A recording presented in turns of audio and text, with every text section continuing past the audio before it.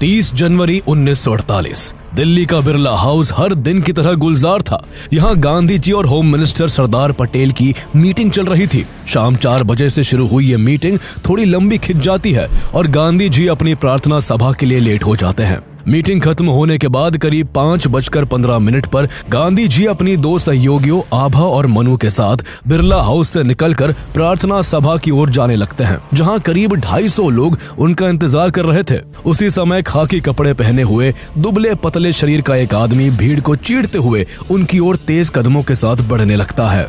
गांधी जी प्रार्थना स्थल के पास पहुंचे ही थे कि तभी वो आदमी आगे बढ़कर उनके चरणों में झुककर प्रणाम करने लगता है। लेकिन जब गांधी जी की सहयोगी आभा इस अजनबी आदमी को रोकने की कोशिश करती हैं, तो वो उन्हें धक्का दे देता है। जब तक आसपास के लोग कुछ समझ पाते, तब तक वो शख्स गांधी जी पर ताबड़तोड़ 3 गोलियां दाग देता है। एक गोली गांधी जी के सीने में लगती है और 2 उनके पेट में लग जाती है। गांधी जी के मुंह से हे राम निकलता है और वो वहीं जमीन पर गिर पड़ते हैं। पूरे बिरला हाउस में सन्नाटा पसर जाता है। गोली लगने के कारण महात्मा गांधी वही अपने प्राण त्याग देते हैं। लेकिन इसी बीच एक और अजीब बात होती है। वो खाकी लिबास वाला आदमी गोली मारने के बाद वही खड़ा रहता है। उसने ना तो भागने की कोशिश की और ना ही खुद को छुपाने की जरूरत समझी। अदालत में इस आदमी की पहचान नाथूराम गोडसे के रूप में होती है, जिसने महात्मा गांधी को मारकर खुद को पुलिस के हवाले कर दिया था। कुछ दिनों बाद नाथूराम को इस जुर्म में फांसी दे दी जाती है। लेकिन कहानी यही खत्म नहीं होती। बीतते समय के साथ नाथूराम गोडसे काफी लोगों के लिए हीरो बन जाता है। लेकिन सवाल उठता है कि आखिर क्यों? महात्मा गांधी की हत्या करने वाला शख्स आखिर लोगों के लिए हीरो कैसे बन गया? आखिर कौन था नाथूराम गोडसे, जिसकी चर्चा देश की आजादी की किसी कहानी में तो नहीं हुई, पर बाद में ये रातों रात अखबारों के पहले पन्ने पर छा गए? क्या थी नाथूराम गोडसे की असलियत और आखिरकार क्या थी वो वजह जो उसको राष्ट्रपिता महात्मा गांधी को मारना पड़ा? नाथूराम विनायक राव गोडसे का जन्म 19 मई 1910 को महाराष्ट्र के पुणे शहर के बारामती में हुआ था। उनके पिता विनायक वामन राव गोडसे पास के ही एक पोस्ट ऑफिस में नौकरी किया करते थे, जबकि उनकी मां लक्ष्मी एक हाउसवाइफ थी। नाथूराम के जन्म से पहले उनके माता पिता को एक बेटी और 3 बेटे हुए थे, लेकिन उनके तीनों बेटे पैदा होने के कुछ समय बाद ही मर गए। इसलिए उनके माता पिता ये मानने लगे थे कि उनके परिवार में सिर्फ लड़की ही बच सकती है। इसलिए जब उनके घर नाथूराम पैदा हुए तो उन्होंने उन्हें एक लड़की की तरह पाल पोस कर बड़ा किया। बचपन में उन्हें लड़कियों के कपड़े पहनाए गए और उनकी नाक छेद कर एक नथ भी पहना दी गई। नाक में नथ पहनने के कारण उनका नाम जो पहले रामचंद्र था वो नाथूराम पड़ गया। उनके बाद उनके भाई दत्तात्रेय, बहन शांता, फिर भाई गोपाल और गोविंद का जन्म हुआ। चूंकि नाथूराम के जन्म के बाद घर में कोई लड़का पहले की तरह मरा नहीं था, इसलिए उनका परिवार मानने लगा कि नाथूराम ने ही घर को हर श्राप से मुक्त किया है। पोस्ट ऑफिस में काम करने के कारण उनके पिता का लगातार ट्रांसफर होता रहता था।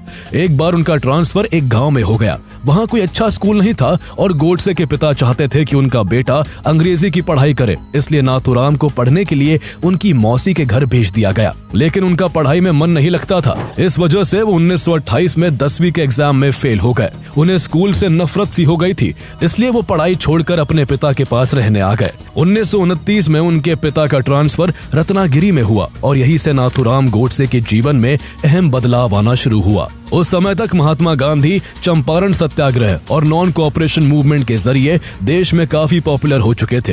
गांधी जी लोगों से विदेशी कपड़ों को त्याग कर खादी कपड़े पहनने और साथ ही कांग्रेस में शामिल होने को कहते थे। गांधी जी से प्रभावित होकर देश के कई हिस्सों में हजारों लोगों ने अंग्रेजी हुकूमत के खिलाफ आवाज उठाने के लिए कांग्रेस को ज्वाइन कर लिया था। कांग्रेस द्वारा विरोध प्रदर्शन मुंबई और रत्नागिरी में भी होते थे, जिनमें नाथूराम गोडसे ने भी एक फॉलोअर के तौर पर नियमित रूप से भाग लेना शुरू कर दिया। इसी साल 1929 में गोडसे की मुलाकात सावरकर से हुई, जो उन दिनों भारत के हिंदुत्व के प्रचार प्रसार को लेकर काफी एक्टिव थे। सावरकर से मिलने के बाद नाथूराम उनके हिंदुत्व के विचारों से काफी प्रभावित हुए। उन्होंने सावरकर के लेखों को भी पढ़ना शुरू कर दिया।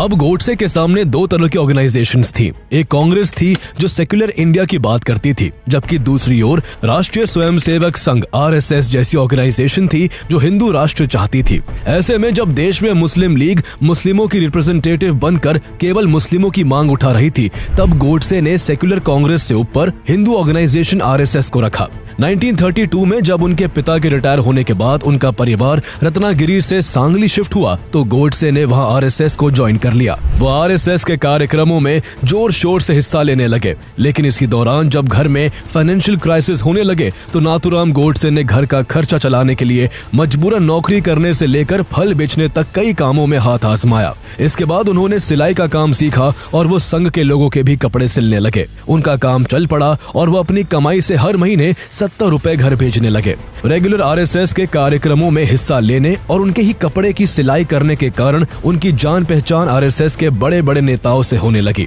उसी समय देश में हिंदू महासभा भी काफी पॉपुलर हो रही थी। 1937 में हिंदू महासभा के प्रेसिडेंट सावरकर बने और तभी गोडसे ने आरएसएस के साथ साथ हिंदू महासभा के लिए भी काम करना शुरू किया। कुछ ही महीनों में उन्होंने इस ऑर्गेनाइजेशन में भी अपनी अच्छी खासी पकड़ बना ली। आरएसएस और हिंदू महासभा ज्वाइन करने के बाद नाथूराम गोडसे पूरी तरह से हिंदू नेशनलिस्ट आइडियोलॉजी के लिए कमिटेड हो चुके थे और उन्हें अब कांग्रेस और गांधी जी की हिंदू मुस्लिम एकता की बातें बिल्कुल खोखली लगने लगी थी। गोडसे ने अखबारों में आर्टिकल्स लिखने और आंदोलनकारियों के बीच भाषण देने भी शुरू किए, जिससे वो आसपास के क्षेत्रों में थोड़े बहुत पॉपुलर होने लगे। 1938 में जब आर्य समाज हैदराबाद के निजाम द्वारा हिंदुओं के अधिकारों को दबाए जाने के खिलाफ सत्याग्रह कर रहा था, तब इस सत्याग्रह में आर्य समाज के साथ हिंदू महासभा भी जुड़ गई। निजाम के खिलाफ किए जा रहे प्रोटेस्टर्स के एक ग्रुप का नेतृत्व नाथूराम गोडसे ने भी किया, लेकिन हैदराबाद में निजाम का इस कदर दबदबा था कि विरोध में उठ रही आवाजों को दबाने के लिए उनके एक इशारे पर प्रोटेस्टर्स को जेल में डाला जाने लगा। नाथूराम को भी अरेस्ट करके करीब 1 साल के लिए हैदराबाद की जेल में बंद कर दिया गया। इसके बाद जब सेकेंड वर्ल्ड वॉर की शुरुआत हुई तो अंग्रेजों का ध्यान भारत से हटकर वर्ल्ड वॉर 2 की तरफ जा चुका था। भारत में अपनी ढीली पकड़ को मजबूत करने के लिए ब्रिटिशर्स इंडियन फ्रीडम की बात करने वाले रेवोल्यूशनरीज के खिलाफ सख्त कदम उठा रहे थे। 1942 में जब से गांधी जी ने अंग्रेजों के खिलाफ क्विट इंडिया मूवमेंट शुरू किया था, तब से देश में आंदोलन और उग्र हो चुका था। इसके बाद हजारों आंदोलनकारियों को पकड़ के जेल में डाला जाने लगा और आरएसएस और हिंदू महासभा जैसी हिंदू नेशनलिस्ट ऑर्गेनाइजेशंस पर कई तरह के प्रतिबंध लगा दिए गए। ऐसी सिचुएशन में मोहम्मद अली जिन्ना के नेतृत्व में मुस्लिम लीग पाकिस्तान की मांग को अग्रेसिवली उठा रही थी। इसके लिए मुस्लिम लीग अंग्रेजों की जी हुजूरी से लेकर हिंदू मुस्लिम दंगों को भड़काने तक हर पैतरा आजमा रही थी। इसी बीच गोडसे ने नारायण दत्तात्रेय आप्टे के साथ मिलकर 1942 में हिंदू राष्ट्र दल नाम से अपना खुद का एक ऑर्गेनाइजेशन बनाया। हिंदू राष्ट्र दल को आरएसएस और हिंदू महासभा ने खूब सपोर्ट किया, जिससे जल्दी ही ये ऑर्गेनाइजेशन आसपास के क्षेत्रों में पॉपुलर हो गया। आप्टे और गोडसे के बीच इतनी गहरी दोस्ती हो गई थी कि दोनों हर एक्टिविटी में एक दूसरे का साथ देने लगे। इसके बाद दोनों ने मिलकर मराठी न्यूज़पेपर अग्रणी को स्टार्ट किया और उसके माध्यम से अपने विचारों को लोगों तक पहुंचाने लगे। उनका न्यूज़पेपर कांग्रेस का घोर विरोधी था, जिसके लेखों में गांधी जी के नॉन वायलेंस और सेक्युलरिज्म की नीतियों का जमकर विरोध किया जाता था। उसके अखबार में इस कदर हेट्रेड होती थी कि इस अखबार को बाद में सस्पेंड भी कर दिया गया, लेकिन गोडसे इससे भी नहीं रुका और उसने बाद में हिंदू राष्ट्र नाम से भी एक अखबार शुरू किया। वो हर मौके पर गांधी जी और कांग्रेस के नेताओं पर मुस्लिम अपीजमेंट का आरोप लगाकर उन्हें क्रिटिसाइज करता रहा। गोडसे के हिसाब से गांधी जी की अहिंसा की नीति से हिंदू कम्युनिटी को बहुत नुकसान पहुंच रहा था। गोडसे का मानना था कि गांधी जी जिस अहिंसा की बात करते हैं उसे सिर्फ उनके हिंदू फॉलोअर्स ही फॉलो करते हैं, जिस वजह से दंगों में उन्हें मुस्लिम कट्टरपंथियों का शिकार बनना पड़ता है। गोडसे का यह गुस्सा गांधी जी के लिए नफरत का रूप ले चुका था। ये नफरत इतनी बढ़ चुकी थी कि गोडसे अब गांधी जी को मारने का मौका ढूंढने लगा। मई 1944 में आगा खान पैलेस प्रिजन कैंप से रिहा होने के बाद गांधी जी पंचगनी के आश्रम में रहने लगे थे। इस बीच उनकी तबीयत खराब रहती थी, लेकिन फिर भी वो लगभग हर रोज पब्लिक गैदरिंग्स और प्रेयर मीटिंग्स के जरिए लोगों से प्रेम से रहने की अपील करते थे। जुलाई 1944 की एक शाम गोडसे अपने 18 से 20 साथियों के साथ यहीं आ पहुंचा और गांधी जी के विरोध में नारे लगाने लगा। गांधी जी ने उससे शांति से बैठकर बात करने को कहा, लेकिन गोडसे ने उनसे बात करने से साफ इनकार कर दिया। जब गांधी जी ने शाम की प्रेयर शुरू की तो इसी बीच मौका देखते हुए गोडसे भीड़ को चीरते हुए चाकू लेकर उनकी तरफ बढ़ने लगा। वो उन पर चाकू से वार करने ही वाला था कि तभी वहां मौजूद अन्य लोगों ने उसके हाथ से चाकू छीन लिया। गोडसे और उसके साथी पकड़े जाने से पहले ही वहां से भाग निकले। उसने करीब 2 महीने बाद फिर से गांधी जी को मारने की कोशिश की। सितंबर 1944 में गांधी जी मोहम्मद अली जिन्ना से मिलने बंबई जाने वाले थे ताकि जिन्ना को पाकिस्तान की मांग से पीछे हटने के लिए मनाया जा सके। लेकिन जब गोडसे को गांधी जी के जिन्ना से मिलने जाने के बारे में पता चला तो वो उनको मारने के लिए फिर से पंचगनी आ पहुंचा। उसने एक बार फिर से चाकू से गांधी जी को मारने की कोशिश की, लेकिन इस बार भी उसका प्लान आश्रम के लोगों ने नाकाम कर दिया।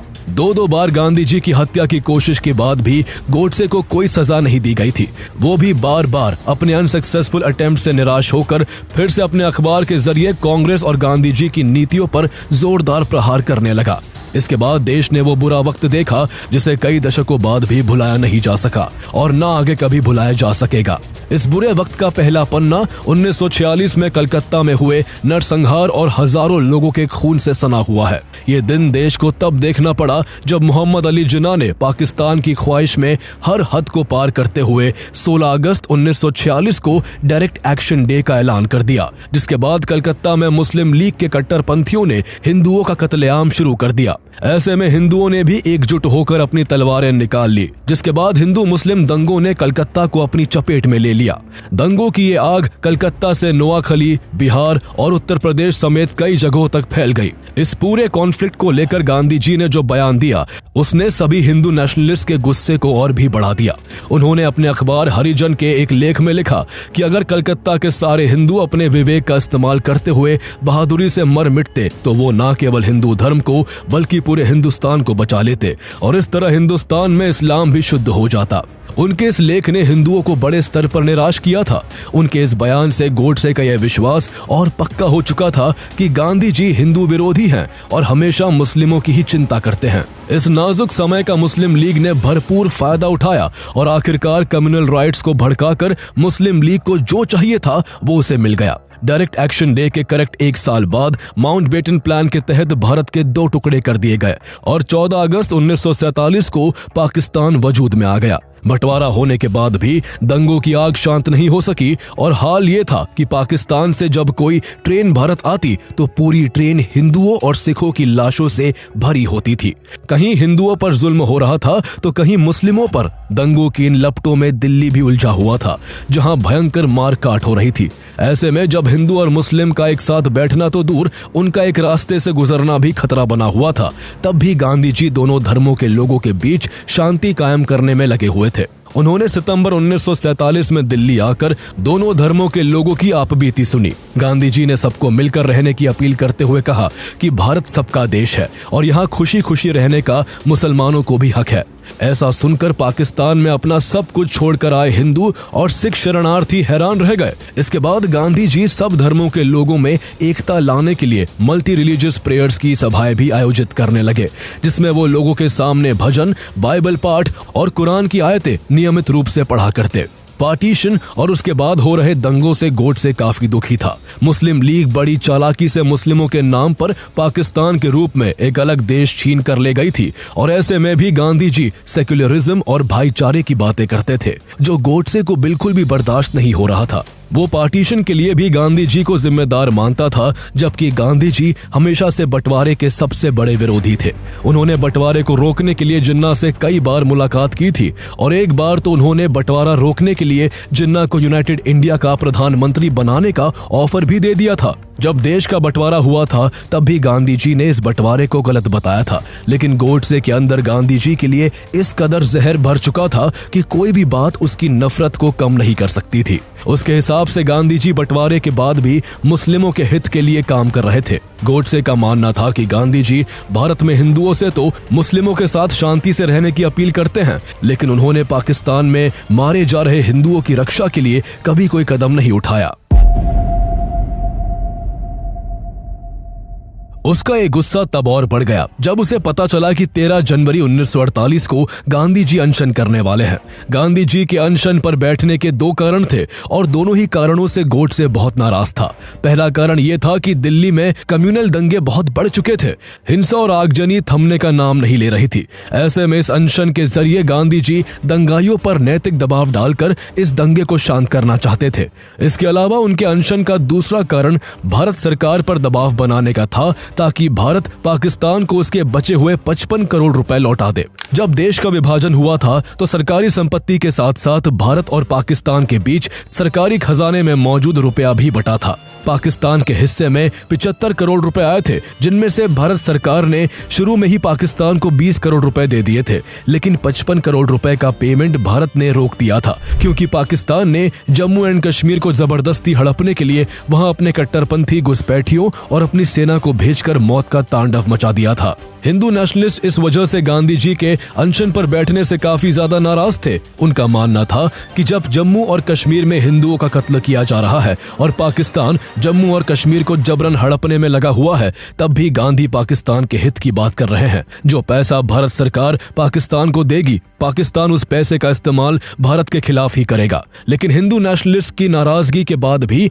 गांधी जी अपनी दोनों मांगों को लेकर अनशन पर बैठे रहे। उनका कहना था कि उन 55 करोड़ रुपयों पर पाकिस्तान का अधिकार है और भारत को ये रुपये हर हाल में पाकिस्तान को दे देने चाहिए। गांधी जी के अनशन को तोड़वाने के लिए जवाहरलाल नेहरू, सरदार पटेल और मौलाना आजाद समेत कई दिग्गज नेताओं ने उनसे मुलाकात की, लेकिन वो अनशन से नहीं उठे। उनके डटे रहने से जब सरकार ने पाकिस्तान को 55 करोड़ जल्द से जल्द लौटाने की बात मान ली और हिंदू एंड मुस्लिम रिप्रेजेंटेटिव्स ने भी गांधी जी को भरोसा दिला दिया कि आगे हिंदू और मुस्लिम सब मिलकर रहेंगे, तो गांधी जी ने 18 जनवरी को अनशन तोड़ दिया। ये सब देखकर गोडसे के सब्र का बांध टूट चुका था। उसे ये बात खाए जा रही थी कि कैसे भारत सरकार और भारतीय लोग गांधी जी के इशारे पर चलते हैं। उसको लगने लगा था कि गांधी जी की रिलीजियस टॉलरेंस और नॉन वायलेंस पॉलिसी पहले ही पाकिस्तान के निर्माण का कारण बन चुकी है, जिससे लाखों लोगों को बेघर होना पड़ा और अगर गांधी जी को नहीं रोका गया तो इसका हर्जाना आगे भी हिंदुओं को ही चुकाना पड़ेगा। वो पहले गांधी जी को मुस्लिमों का हितैषी मानता था और अब उसके अंदर गांधी जी की छवि पाकिस्तान सपोर्टर की बन गई थी।